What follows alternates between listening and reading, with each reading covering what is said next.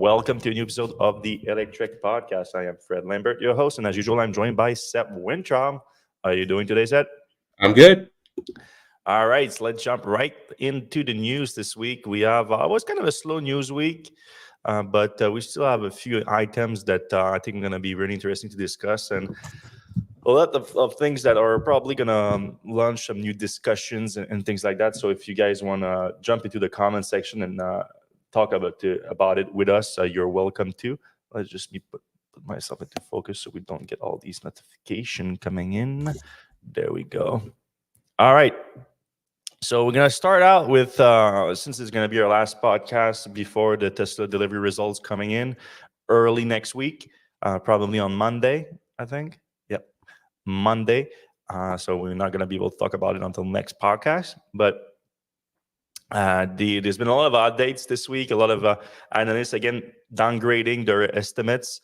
The consensus keeps going down, and it's all over the place. Like, people are just not on board.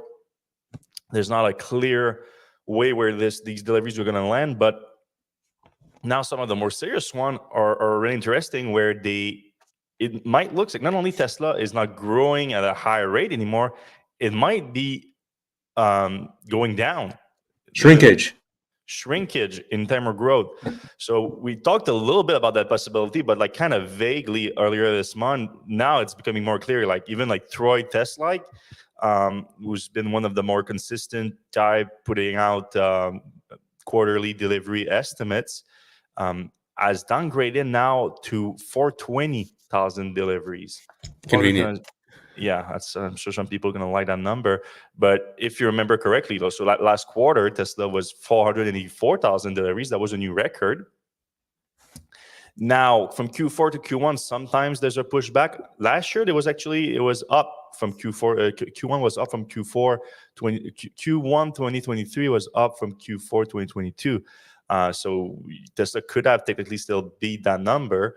However, virtually all analysts agree that it's going to be below the Q4 numbers. But now some people think it's even going to be below the Q1 2023 numbers. So it would mean no growth at all year over year, which would be completely new for Tesla, like something that hasn't happened in, I don't know when, probably like 7-8 years, something like that. Like, yeah, been a while. A long time. Like sometimes there's been not like Tesla has been. I had at one point, I think 2 years in a row of like quarter to quarter growth, which is absolutely insane, especially in the auto industry, which is seasonal. So it's normal to have like year over year growth, but quarter over quarter is crazy, especially maintaining that for 2 years. Now, not only we don't have that anymore, we might be going back to shrinkage, like you said. So Wedbush, they changed their estimate. Like a lot of this is putting a light on the Wall Street analysts too. Like there's some of them, like they get a bad name in general for sure. Like it's like car salesmen in some in some ways. Like I'm sure they're not the most trusted people in the world in terms of profession, but there are some that are good, there's some that are bad, there's some that are on their game and everything. But there's some people that just barely touched their estimate this quarter, even though a lot of people are like saying it's going to be a bad one. So Wedbush, for example, went from 475,000 estimated deliveries, which would have been very good, down 50,000 to 425,000. So what happened in the last few weeks? Wedbush just wake up and like, all right, let's put that down. But I'm seeing estimate from 420 to 480, which is a huge range. And I'm talking from like big Wall Street firms here. But Troy Slide, like I said, has been consistently reducing his estimate over since the beginning of the quarter. And he's now down to 420, up for 435 just a few weeks ago. And to Troy Tesla's credit, he's one of the analysts was using, it's like a more data-driven analysis, like where he's looking at actual like VIN numbers and all that. But so right now, what I saw, that the overall consensus, if you get an average of Wall Street, it's 458,000 deliveries. But I think the consensus is just skewed too much upward because of so many analysts on Wall Street not updating the numbers right now. If they were to update the numbers, it's probably be closer to 450. And so what I'm seeing right now, if anything less than 450 for Tesla this quarter would be bad. And if Troy Tesla and some other analysts are right, and it's closer to 420, 425, I think that's just awful for Tesla, because that literally means like it's not only not growing at a high rate, it's not growing at all, it's shrinking. Do we have any what was Tesla's guidance last quarter? Well, that's the problem. Tesla is not big on guidance. Like, they, unlike most other automakers or most other companies in general, they don't have precise guidance. Tesla's only guidance has been, we're gonna grow this year. So it's not even a quarterly guidance; it's a yearly guidance, an annual one. And we're gonna grow at a significantly. We might grow at a significantly less high rate than we did in 2023, which was like 30% or so, I think, in 2023. Right. So 2024 should be significantly below 30%. But that can mean anything. That can mean like 0%. That can mean like 10%. Like, what does that mean? We don't know. But we're going to keep an eye on this, because this is obviously a big deal. Because Tesla, even with some demand issues because of macroeconomic circumstances and tougher competition and all that, Tesla has been able to still grow by slashing prices. It's still been doing that, but not to the same effect, it looks like. Yeah, and those slashing of prices has kind of affected the rest of the industry, because things like the Mach-E become a lot less enticing when the Model Y is $10,000 less or even more. Exactly. All right, there's another aspect where Tesla is trying to get some money out of its fleet. It's through the full self-driving package. So the full self-driving package is where Tesla can get a lot of profits, because it's just a software update at this point. The hardware has already been included in the cars. So if they can get someone, even a new delivery, but an existing vehicle to get it, it's gonna just increase its revenue and profit greatly. Now Tesla is counting on its V12 that's been pushing out over the last week. We've talked about it last week. V12 seems to be now being pushed to a wider fleet. I still haven't got it, but Seth got it this week. And it's Tesla. Yeah, your background, background screws that up. So Tesla is banking that people are going to try it, and then they're actually going to want to buy a full self-driving package. Because mind you, like, full self-driving package, that we don't know the take rate of this, but from the only few data points that we were able to get, it looks like it's below 20% in North America, and globally is probably closer to 10%, if not lower than 10, because the rest of the world doesn't even have FSD beta, as also more limited versions of autopilot features. So it's due to regulation, I mean, and that limits the take rate, obviously. So if Tesla can boost that take rate, it's going to help. And Elon announced two new initiatives this week. One, everyone's get 1 month of free FSD beta trial. And the other one is Tesla's going to mandate that every new delivery of a car gets a demo by a Tesla employee. So you upload the full self-driving V12 in the car, which is not completed, because even with that 1 month free trial that everybody's getting right now, if you buy with a referral code, you already got 3 months of free full self-driving. So pretty much, I would assume that most people that are buying a new Tesla are buying it with a referral code. If you do that, you get it 3 months. So you upload that software. Now the employee is going to push it right away. So that's the difference here. And then this is a little bit touchy, where you have to request the FSD beta software from the car. It doesn't come standard in it, even if you bought it.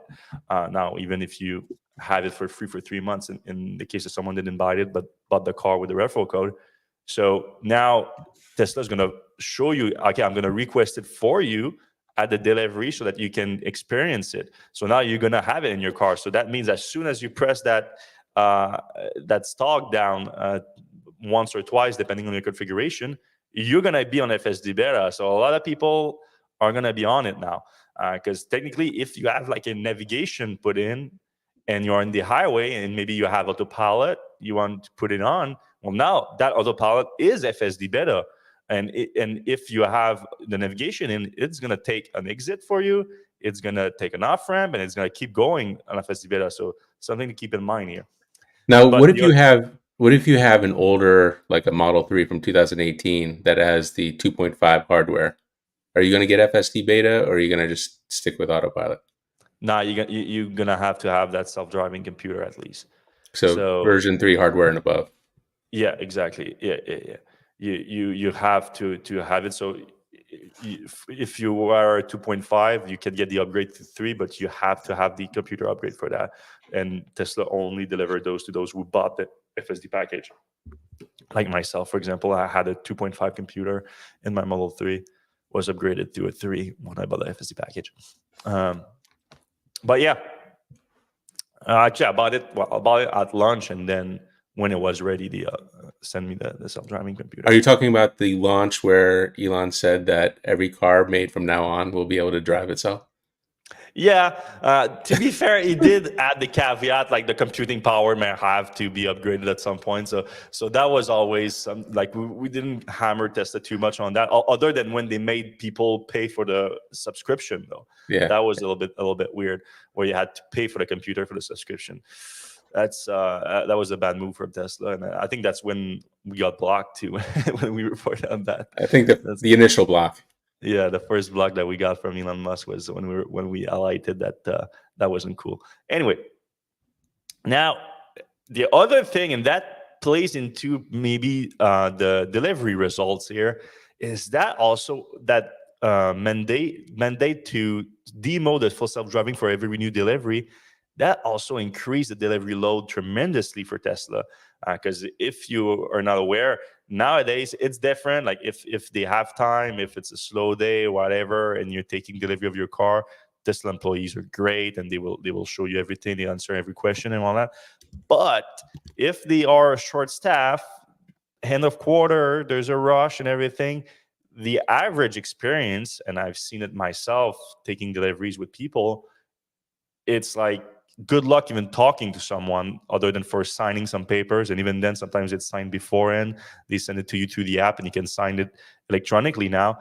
It's like giving you a key, pointing you to a car, getting inside, and that's it. You're gone. Like they don't show you anything. They point you to the center display. Here will show you like tutorial videos and everything. And it's great for the most part. I think, especially nowadays, consumers are a lot more informed. They do their own research and everything. So I don't think it's that big of a deal for most people, but some people would like to have more question, and it's possible at some times.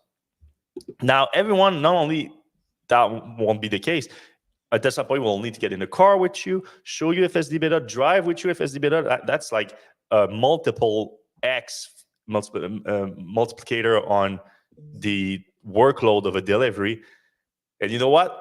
I think the timing of that, Elon releasing that, announcing that at the end of the quarter like that, with everything pointing to a bad quarter at Tesla, I think that's an excuse they're going to use for the delivery results. Really? Yeah, I think like I wouldn't be surprised like if in the press release, like they have a very short press release for delivery result, and if it's like way down, they're gonna use okay, we have the arson attack in Berlin, which is a fair excuse to be honest with you. Like, that's a good one. But they're gonna maybe also say also we had higher inventory at the end of the quarter due to a higher delivery workload because of the mandate to use FSD beta, which we think is a safety benefit for the consumer. Like I think I wouldn't be surprised if there's something like that happens, because I'm sure that it would have, because it wouldn't be false. It would have an effect on the deliveries. Now, will they have a woke mind virus slowing deliveries as well? Yeah, I mean, I don't think they would use that in the press release. Maybe a tweet will come out with that. But I think this is a major change here. Yeah, it's big. It's something to keep in mind. Now, other things are happening with FSD beta at the same time. So this happened last weekend, right after the podcast. Elon announced that Tesla is no longer compute constrained. So some Tesla fan didn't like my headlines here again. Like my headline was Tesla no longer compute constrained, running out of excuses for self-driving. But I think it's fair because, like, if you remember, if you've been following the language and everything around full self-driving at Tesla for 8 years now at this point, there's a lot of things that like evolve and we thought was already baked in. For example, the V12 end-to-end neural net, that the training of the vehicle and all that. The way it was first announced, we thought that this was always the case, because you remember said that at first Elon was like, hey, using autopilot is like training your dog, like you're training the car. You're telling it how to work and everything. It's going to learn from you and all that. Turns out that was not true. That was always hard coded by programmers what the car would do. So yes, Tesla was using training data from the fleet with the vision system, but you weren't actually training your car how to react. That is V12 now. Now you're using the car data, the information, feeding that into the vision system, feeding that into the neural nets training system, and improving the car's behaviors that way. So now, so why I say running out of excuses is like, this was supposed to be always the case. Now it is. Now it is in V12 that's being ramped up right now. So that's one fewer excuse. And the other excuse is like, well, to train that neural net that controls the vehicle's behavior, you need compute power to do that at scales, because it's video training and video is super heavy. So you need a lot of compute power. And Tesla was constrained in terms of compute. But Elon Musk this weekend announced Tesla is no longer compute constrained. There's the Dojo supercomputer that's come online a few months ago, but I think a lot of people are believe that it's more NVIDIA training compute power that's been deployed by Tesla. Tesla has been apparently spending billions and billions of dollars on NVIDIA compute power. So they've been putting new clusters online, and now training is not a constraint anymore. So what's that mean? That means that now that V12 is there, training compute is there, we should see an extremely high rate of improvement. And if we don't, there's a real problem. Like now I think there's no more excuse. Now Tesla would have to admit that their pathway is not the right one. I'm not saying that's the case. I'm saying that if things continues that way, which the way I'm talking about is like not massive improvements. Like I've had FSD beta for 2 years now, and I've seen some improvement, but over a 2-year path for something like AI, like, I mean, ChatGPT over 2 years is not the same product anymore. Like why would Tesla's AI, if it's all AI based, all neural net based, why would it not be improving at a high rate? Now you don't have any excuse. The whole thing is AI based. The training compute is there. We need to see improvements. So I'm still keeping an open mind, saying that it can be improvement, but we need to see it now. And if we don't, and we need to see Tesla release actual data, not tell people, "Hey, go look at this guy's video on X. It's so great." It's like it is great, but it's anecdotal evidence, and most of the time, anecdotal evidence happens to be in California and Texas and very nice roads there's no snow, there's no it's a lot of easy situation. Okay, one last thing about full self-driving that I want to say before we move on is we've seen Tesla now update its language around full self-driving. Tesla and Elon Musk, obviously. So remember, we all remember the 1 million robotaxi by the end of the year. That language has been wiped out of the lexicon at Tesla and Elon.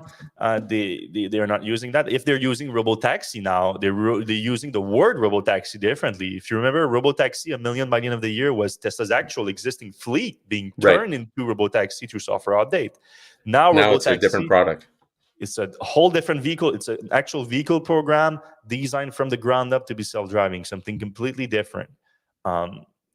Obviously would leverage similar technology and all that. I'm not saying that's not the case, but still, you don't hear Elon now saying, "Hey, soon enough, by the end of the year, whenever, we're gonna turn your car into a robotaxi that's gonna make you $30,000 a year and make your vehicle an appreciating asset." All these things have been wiped out of Elon's language, by the way, even though he used them to sell millions of vehicles. There's some people that would say that venture into the fraud category. I'm no lawyer, but I think might be an argument there at this point. I think there will be an argument in some courts, and we'll see. It's interesting. Like, it seems like Tesla is trying to like outrun like legal battles. Like how it kind of out innovates like copycats. It just seems to like, we're gonna just go on to the next thing before the last thing can be even settled. Yeah, there's a lot of that. It moves fast. So you have to admit that. Yep. Then after the robotaxi, you had the feature complete language that was used.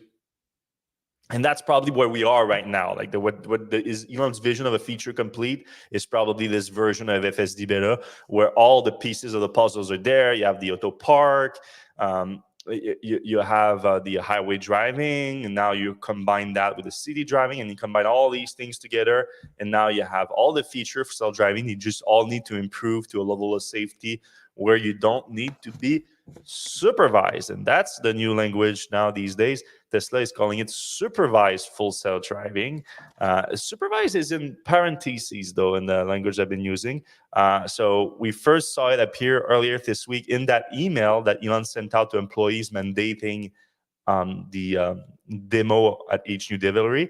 Elon said that supervised full self-driving actually works, which is good. Probably, I don't know if a lawyer was involved in that, whatever, but that's good because, yeah, he's right. Supervised full self-driving actually works. It's just now you have to ask yourself, what makes it work? Is it the full self-driving part, or is it the supervising part? And there's no doubt in my mind that if the full self-driving was not supervised right now, there would be thousands, if not tens of thousands of crashes involved with full self-driving data going on, because the drivers stop the car from doing stupid things all the time.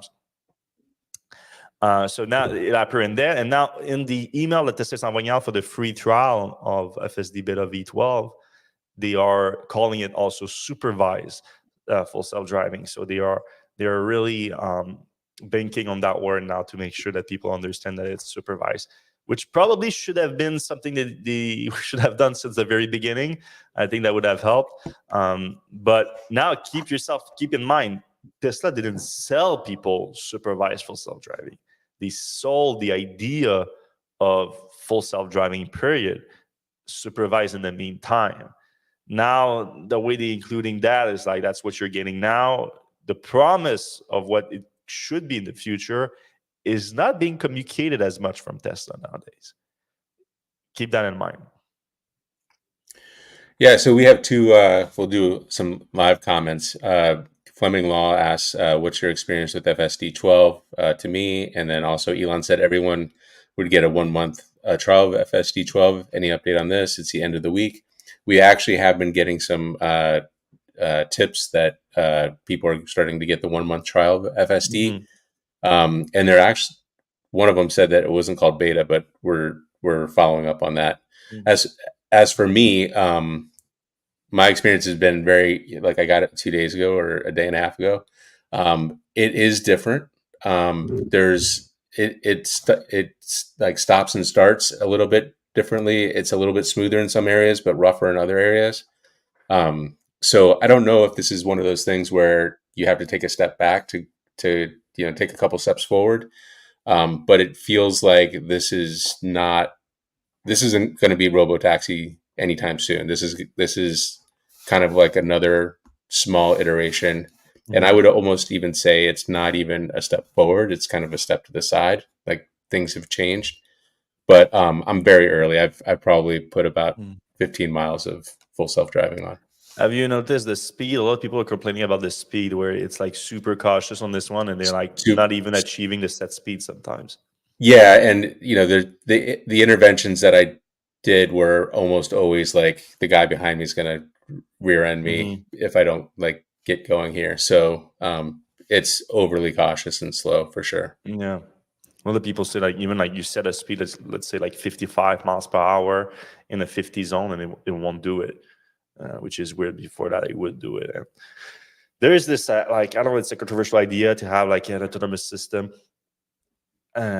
go a higher speed than the speed limit, but we all know, like, the driving in some places, like, it's completely normal to drive over the speed limit. Like, it's and I talked to Mercedes about this. They have the level 3 self-driving, where they are actually responsible, and their point is like, well, if the cop pulls you over for going 56 and a 55, we have to pay that, so we're not going to make it go over the speed limit. So as it gets to level 3 and level 4, it really can't really break laws. The rolling stop is another good example. Like, everybody rolls to a stop, but if you can get in trouble for that, and the company's responsible for it, they have to stop. Yeah, that's a good point. All right, moving on from full. Well, let's take Alan's question there. Alan Longberg said, "Any word on V12 coming to Canada?" There, people are reporting getting V12 in Canada right now, so it is happening. Not for me though. V12, I ain't got retail just yet, but it is happening. People are getting it. All right. So the Cybertruck ramp looks to be happening quite a bit. A new drone flyover of the FR Texas yesterday showed like hundreds and hundreds of Cybertruck here. You see a bunch of them there.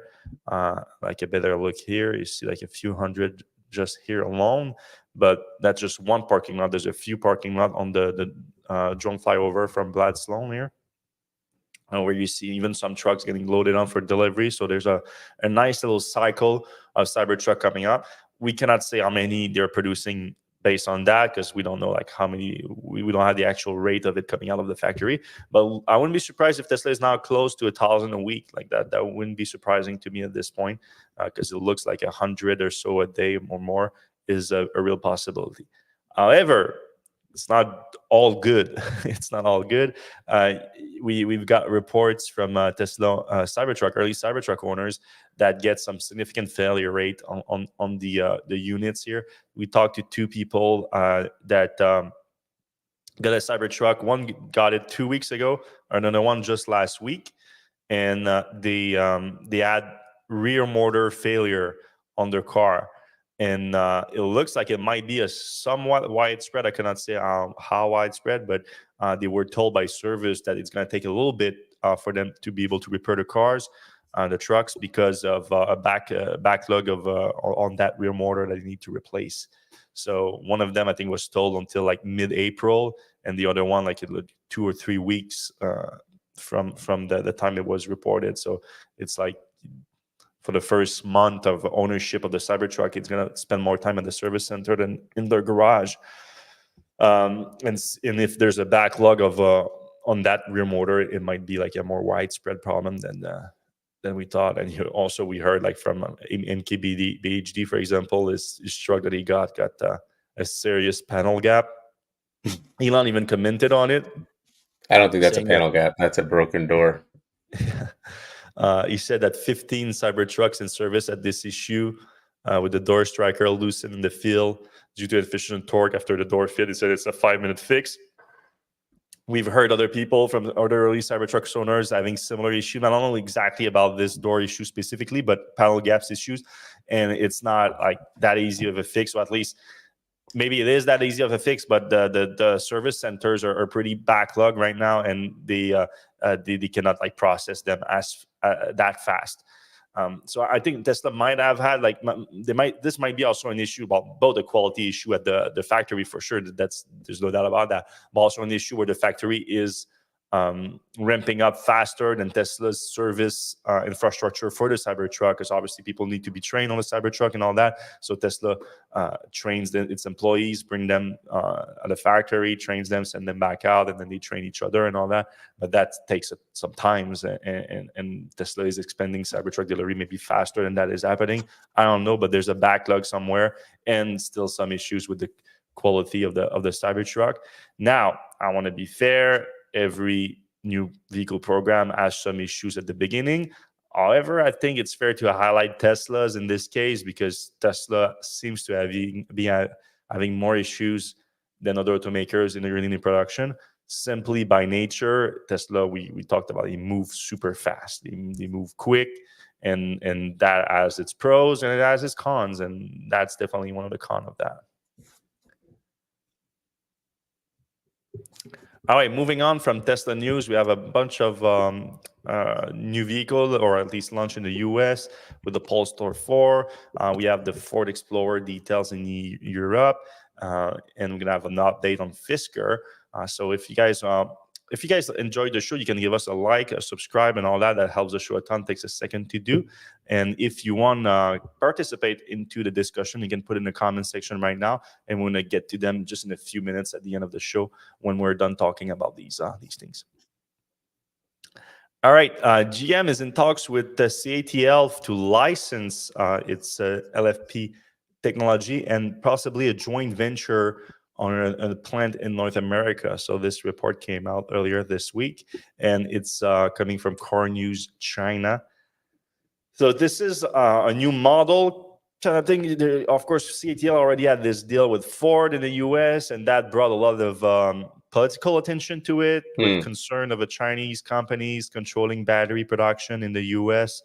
The US has had a clear agenda in terms of protectionist when it comes to its auto industry and the transition to electric vehicles, and the tax credit being for North American production and all that. So this kind of has been seen as a potential like loophole that's happening that they want to close. But some companies have been finding a little workaround. We've heard about Tesla also being in discussion with CATL about licensing the technology. So the Tesla would own the factory, but use CATL production technology, battery technology to produce the LFP cells in North America. So there's not that much information on that potential GM deal, but it does sound similar to me. So it does sound like people or American automakers are looking to make this kind of deal with CATL, which should technically bypass this issue. I might still raise some issue, but I think at this point it's pretty fair. Like, I mean, I know there's the main issues with the Chinese companies having a hold in other market is the fact that technically a Chinese company needs to do everything that the Chinese government says. That's just the way they're set up there with the Communist Party. So it is it's kind of like letting the Chinese government here in. It's kind of competing with the government rather than a private company, even though it's technically a private company. So I get those issues. Those are real issues that are probably above my paycheck. But at the same time, you have to give CATL some credit. Like they have expanded battery production more than anyone. They have enabled electrification probably more than anyone other than Tesla, and probably catching up to Tesla at this point, which is the scale they're doing, them and BYD. And they have great technology. Like everyone agrees, like all of the automakers are using CATL now because they have great technology, especially when it comes to LFP. So is it that big of a deal to use their technology, license their technology, and build them in the US, still under the control of a US company, in this case, GM? Tesla is also rumored to have a similar deal, and use their technology, pay them for it, obviously. I think it's just normal. What do you think, Seth? Yeah, I mean, the devil's always in the details here. You know, the Ford thing actually, you know, it seemed fair at the beginning, and then, you know, there was a lot of drama and politics about it. So, you know, just to back out a little bit, the LFP technology that CATL is like the best in the world at by far was actually invented in the U.S. I think That's right. Yeah. like Good Enough, I think, was part of that. The guy who recently died at like age 100. You know, and like there was this all was kind of invented here, and then the Chinese picked it up and ran with it, and now they have the best, you know, technology, the LFP technology in the world. And then, you know, we're licensing it back here. I kind of feel like I don't know. It feels like we should definitely be using this. This is like important for the future of electric vehicles. I don't, you know, again, the devil's in the details. So like, how do we license the technology in a fair way that's not going to, you know, make us vulnerable to China's, you know, whims. So I guess they're working through that. But I think that would be like licensing the technology would be that. But yeah, I agree that I'm not like an expert in that. So. And to be fair, also China on their side have a lot of protectionist laws too. So it's not like one way. It's like all of the automakers other than Tesla have to have a partner with the Chinese companies to produce vehicles in China. So it's a two-way street. All right, Polestar released their US pricings and spec for the Polestar 4, which is their CUV, mid-size SUV type vehicle. Okay, those are the right here. So you have the single range one, which gets the single motor one that gets 200 miles of range EPA estimated. It's going to start at $56,300. Then you have, if you want to upgrade to a dual motor one, all-wheel drive, it's quite the upgrade, 64,300. It's a $8,000 difference. Yep, big motor. For just a different motor, because you get less range, 270 miles of range, just the all-wheel drive. And then you get the performance version with the plus and performance packs at 74,300. That also get 270 miles of range. The plus packs, we discussed this last time. It gets the Pilot Pro kit and more luxury features, ADAS system and all that. So yeah, I think this is going to be more of a competitor, like we said, a Model Y competitor, but obviously in pricing, it's not a competitor, but it's a more luxurious vehicle than the Model Y, I believe. So it's going to be more a competitor to two vehicles that we recently discussed, the Porsche Macan EV and the Audi Q6 e-tron. I think those are going to be closer competitor, like the mid-size SUV luxury segment. But I do like the design of it. Love the Polestar design. Polestar 2 is also great looking. Polestar 3, Yeah, they had the full lineup at the New York Auto Show, which I was at the last 2 days. They are probably some of the best looking vehicles on the show floor. They did a really good job there. Obviously the company's a little bit thin right now, but hopefully the demand for these things is pretty high. Open order in April, so next month, and it's coming to the market by the end of the year. All right, then we have the Ford Explorer launching in Europe. We also have the specs here. Don't I have my charts? I love my charts, guys. All right. Single motor extended range Explorer starts at 45,000 euros. That's $58,000 US. So that's pretty much the equivalent of the Polestar. Although this includes tax, right? I think. That looks like a pounds, but yeah, similar. That's a pound sign, not EU sign. Okay. 77 kilowatt hour battery pack. If you want to get the dual motor version, just a 2 more kilowatt hour in there. Okay, that's the big pack. And then you have the 52 kilowatt hour pack also for a cheaper price. So starting at 39,000 pounds, 50,000, the equivalent of 50,000 US dollars. And they don't have the range listed. They just have the top range listed at 374 miles, 600 kilometers. And that's WLTP. So WLTP doesn't account for climate control. So take that into account. So that's the Ford Explorer EV for the EU market. Now, Ford in the US doesn't have the Explorer, but we do have the F-150 Lightning. And we've reported last few months they had some demand issues on that vehicle, and that keeps going. As Ford announced that they are cutting more jobs, 1/3 of the 2,000 workers that work on the F-150 Lightning at Ford's Rouge EV plant in Michigan. So 700 workers are being transferred to its Michigan assembly plant for the Bronco and Rangers. So that's bad news here. F-150 Lightning is having some issues competing with the new entries in the market. Obviously, the Cybertruck that's taking a lot of attention, but also the Silverado EV that is attractive in many ways with a much bigger battery pack. And obviously, the Rivian is also still an option for everyone, even though it's been around for a while now. So it's the prices are still good for the Lightning, though. You can get the Flash at $73,000, 220 miles of range. The Flash is still a good deal. Yeah, that's the one to get, I think. I feel like there's a lot more innovation Ford could be doing with the F-150 Lightning. I mean, you're looking at the Cybertruck as a big competitor there. They've really not done, again at the the New York Auto Show, they had it's called a switch something Lightning, which looked amazing. For off road, they Switch said, gear, switch gear, I think. yeah, something like a switch gear.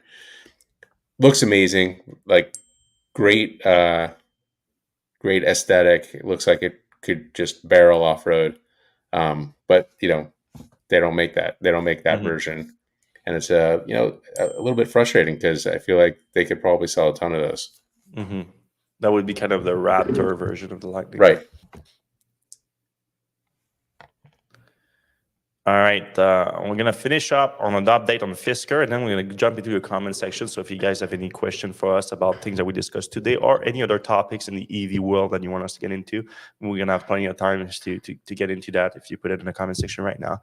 So Fisker is basically done. I think we have been discussing their route to bankruptcy for the last few months, for the last few years, really. Like, I remember actually with Scooter way back then. Like Scooter tried out he was the first on our team to try out the Ocean. He was like, with the early version, it was pretty impressed. I was like, there's a chance. I was always telling Scooter, be careful with Fisker. Like, don't get your hopes up, because I've been around for a while, and I know. I remember how Fisker came about. Not the original, obviously the original Fisker went bankrupt too, but the relaunch of the company was, if you were around with the early days of 2016, 2017, 2018, it was a mess of a company. Like, I was surprised that they managed to get that Magna deal, bring the Ocean to production. A lot of people saw that as like, all right, this might actually work. I was impressed that they did that, but thinking that it works, it was never in the cards for me. So what's the update this week is that they screwed all their early customers big time by just slashing the price of the Ocean in the last ditch effort to survive. The Ocean Sport, which I didn't even know they delivered that one, but was starting at $39,000. They slashed that to $25,000, which they weren't already making money off of that. Now it's $14,000 less.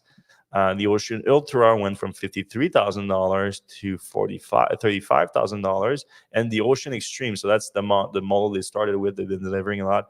That's $61,500 down to $37,500. That's a $24,000 price difference.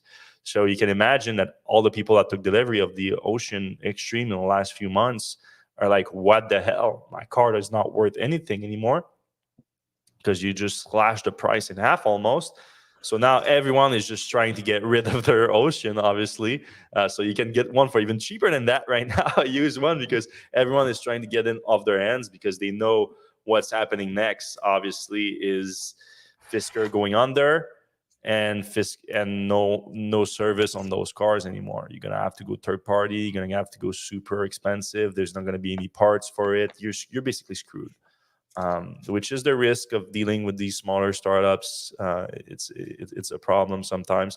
I mean, some other updates too, I guess we should talk about, because that happened just right after the last podcast. But the Nissan deal that was rumored is off the table. Right. Fisker confirmed that they're not discussing with other automakers anymore. So that deal fell through. Not surprising. We told you after the Nissan Honda matchup last week, we were like, I doubt that they're gonna announce a Honda matchup and then a Fisker one right after. It's unlikely. So that's done. They got some money over the last week or two, but it's not nearly enough to survive. And now these price slash, I don't know what they're trying to do with that exactly, because I mean, I don't know, probably they have inventory right now, and they want to, because they did stop production like last week too, so they're sitting on some inventory and they want to get rid of it to get some money in, even though it's at a loss, to restructure the company maybe. Like, but they have hundreds of millions in debt, over 100 million in payables, and they had that $1 billion convertible note. Like, it's however they can do to like restructure the company. it's not going to be the same company anymore. And Fisker is going to lose control. And Rick Fisker, I mean, going to lose control like any day now. They missed a few payments, and it's done. The investor is gonna, the creditors gonna take over, and unfortunately, I don't know what they're gonna do with it. Like this. Yeah, I mean they could chop up the company and sell it out. Maybe maybe Honda or whatever will lowball some crazy low price for the technology, and maybe they'll keep the current fleet running. I don't know. Yeah. Hard to imagine. Yeah, I mean, there's the there's the I'm pretty sure that the other vehicle programs, like all the things that were announced at Fisker Day, whatever, like I'm pretty sure that's worthless at this point. Like it's just too early in the program. The Ocean is worth something. Like if you think you can fix the issues with it, like maybe you can bring something back that is worth something. I don't think the brand is worth that much. Like at this point, like went bankrupt twice, like. Uh, Fisker brand has always more been associated with design. I don't think it carries enough credibility to be worth anything on the market right now. So I don't know how a company comes in and salvage this, to be honest. But if they are, I'm sure there are some rupture circling in right now, trying to see if there's a deal to be made for peanuts, because the creditors are going to want to get something out of it. And probably there's some a few hundred millions to be made, maybe, but no major deal in my opinion. All right, let's jump into the comments to end this early show this week due to travels requirements.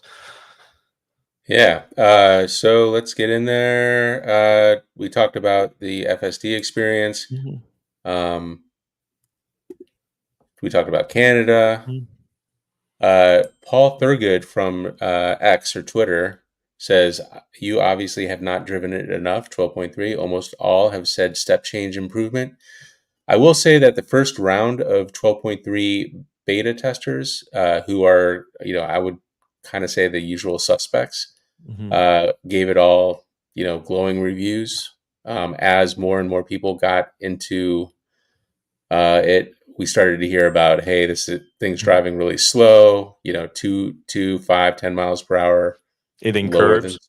We heard a few people hitting curves. Yeah, there was a lot of little stuff.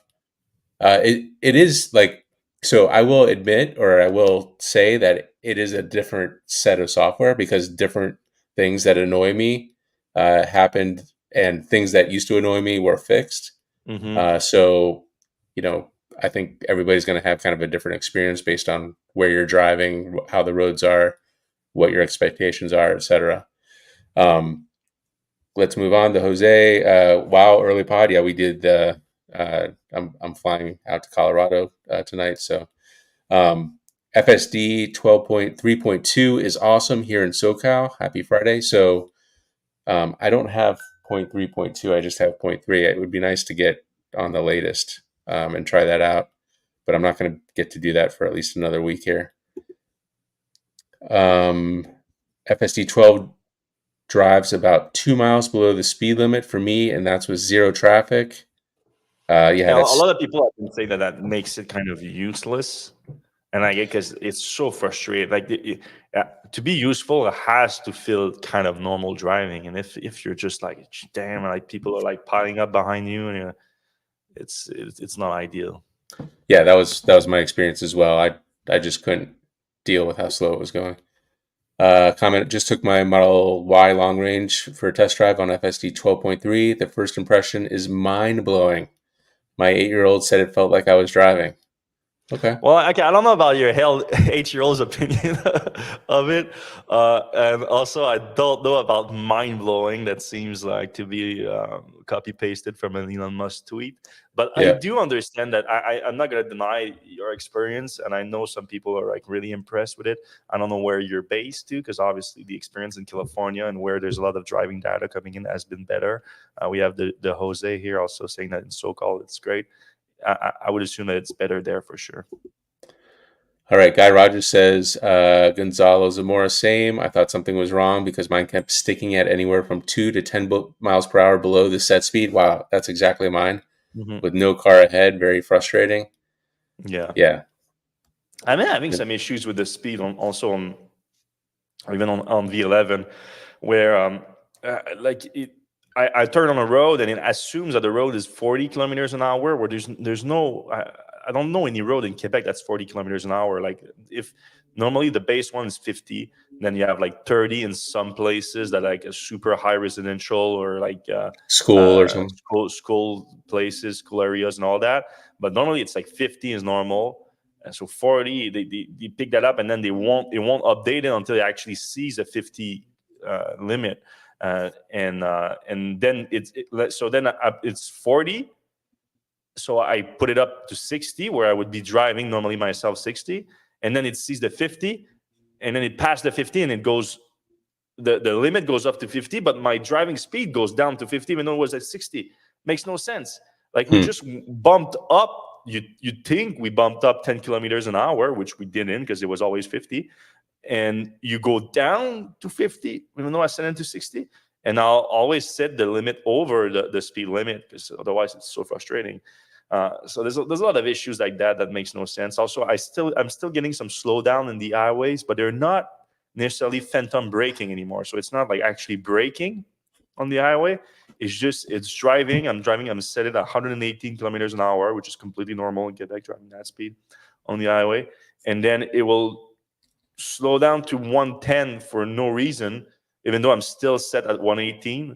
It will just like feel like slowing down when passing. Sometimes that's the most frustrating. I'm passing someone, and then as I'm going back in the right lane, it starts slowing down in front of them. It's dangerous stuff. I'm like, things like that are so frustrating. You have to keep a close eye on. So yeah, in the next few weeks, everyone in North America is going to get FSD beta trials and all that. And Elon is going to tell you that it's to prove that it works and it's a safety thing and all that. But let's be clear, it's an attempt at getting you to buy the FSD beta package and to improve Tesla's profit in a tough quarter. That's all it is. You're more than welcome to try it. Of course, I'm not going to tell you not to try it, but if you do, please be careful. Please remember, it's supervised full self-driving, and the supervision part is the true safety part. Like, the safety addition is the fact that you should be super high alert, even more alert than usual when driving, and that makes it more safe, not the car. Maybe the car can save you, but you're gonna save the car a lot more than the car save you. that's a pure fact. In an average driving day, you're gonna save the car a lot more than the car's gonna save you. So keep that in mind. Now, it's still cool features and impressive how it works, but be careful. And I haven't tried it myself yet. I'm supposed to get it, but I've got 2 updates this week on my Model 3 and still no V12 on it. So I'll be trying it out soon, because I'm doing plenty of driving this weekend. So hopefully I get it soon. And maybe they'll even bump you up over to 12.3.2. Yeah, which sounds better. You just got 12.3. You don't have anything after the 3. That's interesting. I didn't get that update. All right, not a big deal. All right, so thanks everyone for listening. Please be safe out there, drive safe, and we're gonna see you same time, same place next week.